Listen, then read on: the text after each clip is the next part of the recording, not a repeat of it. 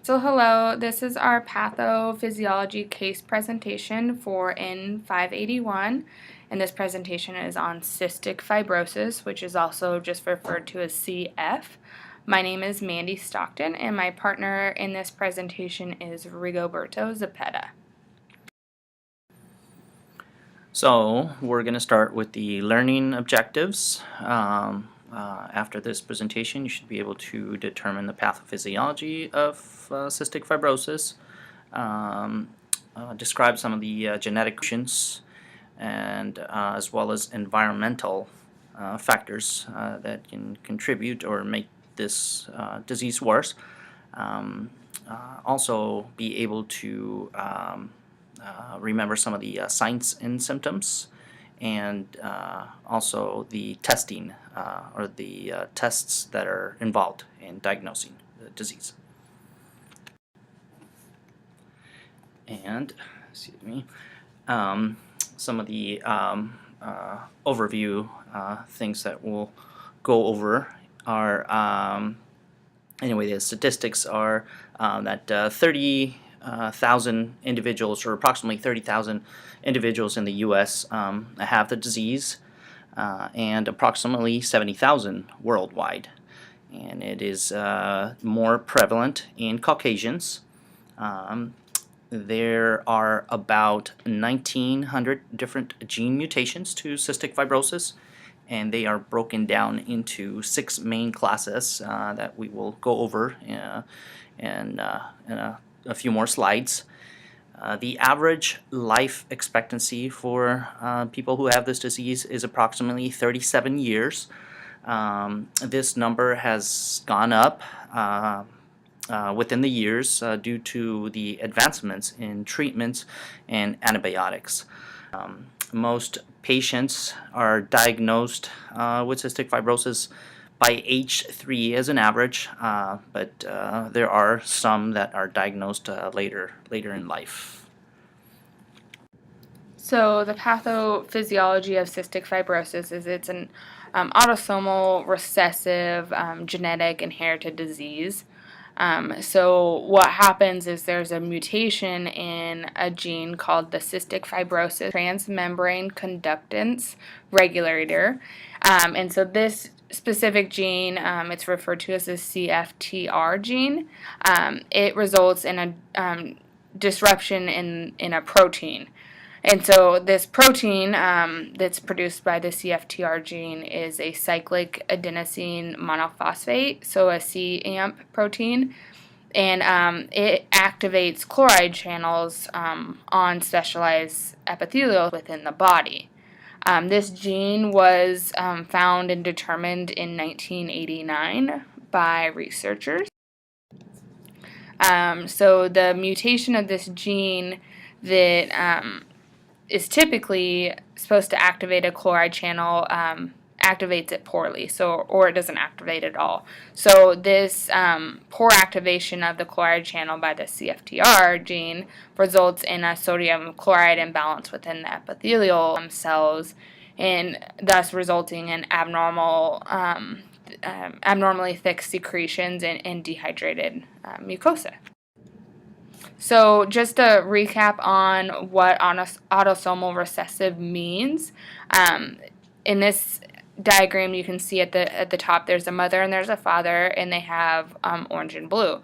So blue is a dominant gene, orange is the recessive gene trait, such as the FTR gene that's expressed in patients with cystic fibrosis. So if these two people, this mother and this father, reproduce, their offspring will have a different chance of getting cystic fibrosis. So there's a 1 in 4 or a 25% chance that they will have an offspring that does not have the recessive gene at all. It's got completely dominant traits, and it therefore is not a carrier.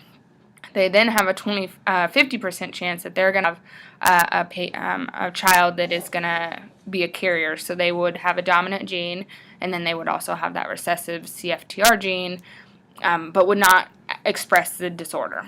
And then they have a 25% chance of having a child with 2 copies of the recessive gene, therefore making them express the disease of that gene, which is cystic fibrosis. So these are the different classes that CF or cystic fibrosis is broken down into.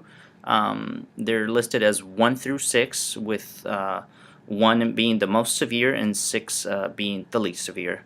Class 1, I'm going to read them off, is due to defective protein production. Class 2, defective protein processing. 3, defective channel relation. 4, defective conduction. 5, reduced functional protein. And 6, decreased stability of the actual gene. And some of the environmental factors that can contribute to making this disease worse, because they don't necessarily cause the disease or the condition, but they can have an effect on making it worse. These are culture, family dynamics, socioeconomic status. These all can lead to increased stress levels and can make the disease a lot worse. Also, self-management skills is another one that can make things worse. To healthcare, and overall, this topic still needs more research, since the relationship of cystic fibrosis and all these factors is still is poorly understood. In this slide, you will see some of the signs and symptoms listed with a very detailed picture of all the body parts that are affected, or the body systems that are affected.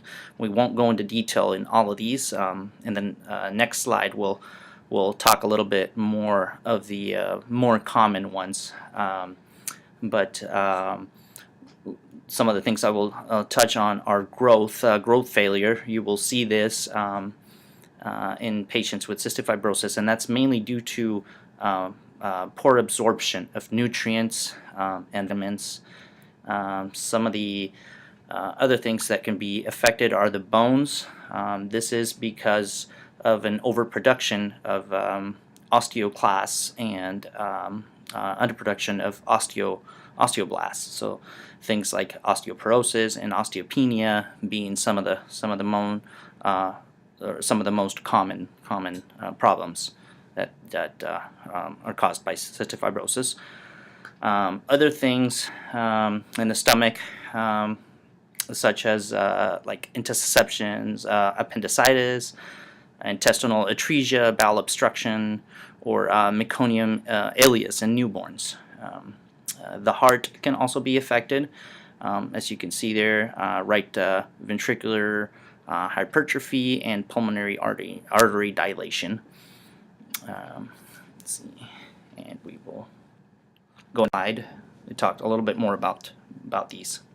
So the most common organs affected by cystic fibrosis are the lungs, the pancreas, there's some renal dysfunction, the gallbladder, and the liver are affected, along with the reproductive system.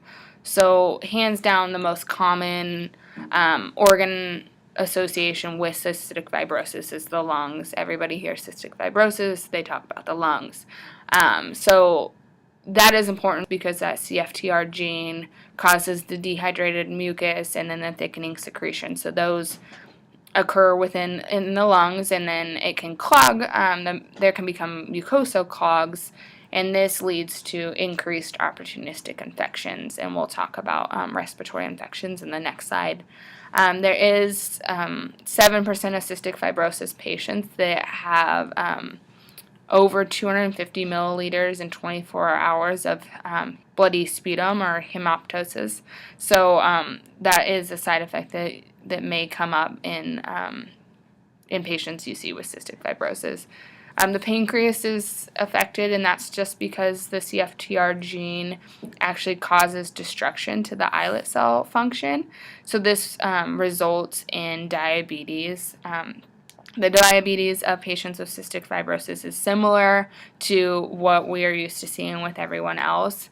However, it is specifically related to their disease process, so it's called cystic fibrosis related diabetes. It's not called type 1 or type 2. It's specific to this diagnosis and this disease process. So 20% of adolescents patients with cystic fibrosis get this cystic fibrosis related diabetes. And then 40 to 50% of adults over the age of 30 with cystic fibrosis also get cystic fibrosis related diabetes, and it is a resistance to the insulin that is being produced. You'll see renal dysfunction, and that's because ultimately these patients are exposed routinely to antibiotics to treat their recurrent infections, specifically the ones in the lungs. And they'll use antibiotics such as gentamicin. So these are harsh on the kidneys and can result in kidney failure. The gallbladder is affected, and then the reproductive system is also affected. 95% of males with cystic fibrosis are actually born without their vas deferens. And then males and females also have difficulty getting pregnant, and that's due because that mucus is so thick that they have a hard time having the sperm and the egg meet because of the mucus being thick, and it's not allowing that sperm to travel through the vaginal cavity and up to meet that egg. So here are listed the more common organisms that affect mainly patients with cystic fibrosis. Children are mainly affected by Staphylococcus aureus and Haemophilus influenza. Adults and older children or adolescents are mainly affected by Pseudomonas aeruginosa. These individuals or these organisms are responsible for about 60% of the respiratory infections that affect adults or adolescents. This specific organism is linked to a fast decline in pulmonary function.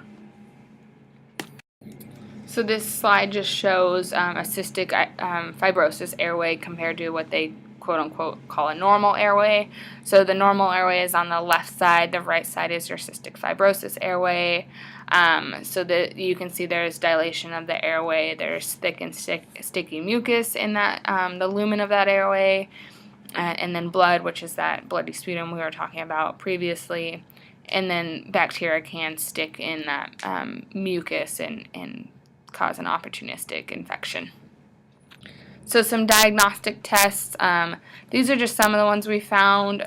Hands down, the gold standard would be that sweat chloride test. So what they do is patients that specifically have cystic fibrosis, they sweat like normal. They don't produce more or less sweat. It's that the concentration of their sweat is different. So the sweat has more chloride in it. And so what they'll do is they'll basically put a pilocarpine gauze on a patient's arm. There's no needles involved, no blood work, and they will induce sweating, and then they will test the concentration of the sodium chloride in that sweat sample. Another option that is becoming more common, especially as the cost of genetic testing goes down, is looking for gene mutations in parents and then in infants. That's particularly when there's family planning coming on and maybe there's cystic fibrosis. Relatives are concerned for that, or maybe there's already a child with cystic fibrosis in the family. The immunoreactase trisipsin IRT is a test that's done in neonates. It's a heel stick, and basically they take a blood smear from that heel stick and they test it. High values on that test suggest pancreatic insufficiency and then warrant further testing.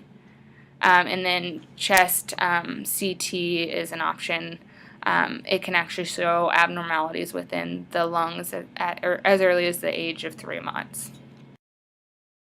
So a couple other tests is just the pulmonary function test. It indicates if the patient is having gas trapping or decreased expiratory flow. Again, this would warrant further testing. And then a test that we actually found in our research is there's a fecal lactase analysis. And this looks at stool in children and infants.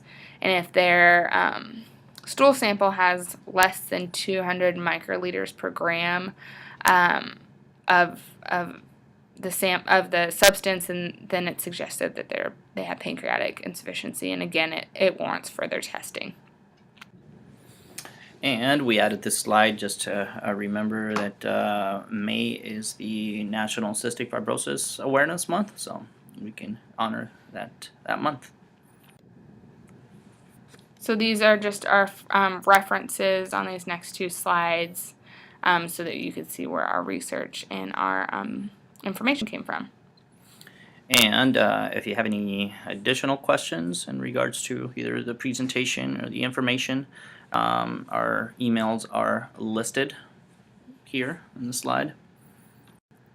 So thank you for watching our presentation on cystic fibrosis. We hope you found it extremely informative.